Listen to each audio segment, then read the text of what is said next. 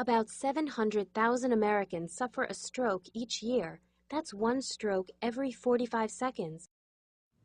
A stroke is a brain attack that occurs when there's interruption in the cerebral blood supply, resulting in the death of cells and some brain damage.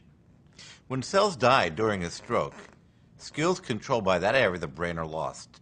The ability to move, feel, speak, or remember can be affected.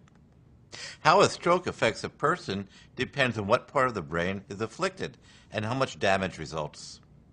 Ischemic strokes account for about 83% of cases.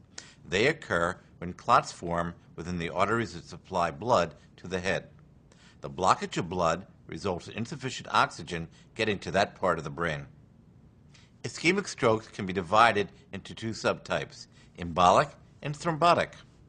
An embolic stroke occurs when a blood clot forms elsewhere in the body and a portion of the clot breaks off, traveling to the blood vessels of the brain. The clot continues its journey until it reaches vessels too small to let it pass. At this point, the clot gets lodged, blocking the blood vessel and causing an embolic stroke. Say the words Richard Nixon and embolic stroke is not what comes to mind. We're more likely to think of Vietnam and Watergate. But Nixon did have a deadly embolic stroke, which occurred when a clot in his heart traveled to his brain. A thrombotic stroke can also be deadly.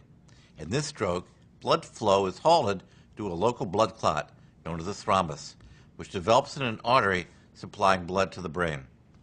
Ischemic strokes are the most common type, but hemorrhagic strokes, which make up to 17% of cases, are often more dangerous. A hemorrhagic stroke occurs when a blood vessel ruptures and bleeds into the brain, compressing the brain tissue.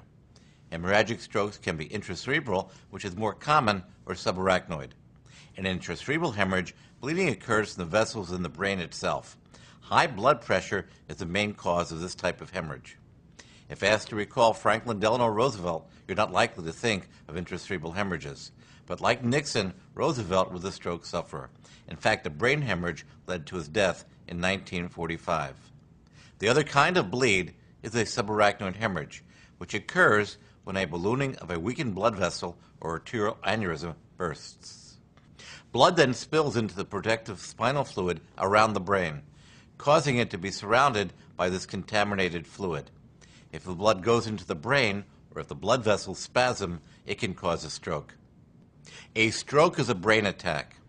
No matter what type of stroke a patient has, it is important to seek medical assistance immediately, as lifetime disability or death can result. Want to learn more? Check out other videos.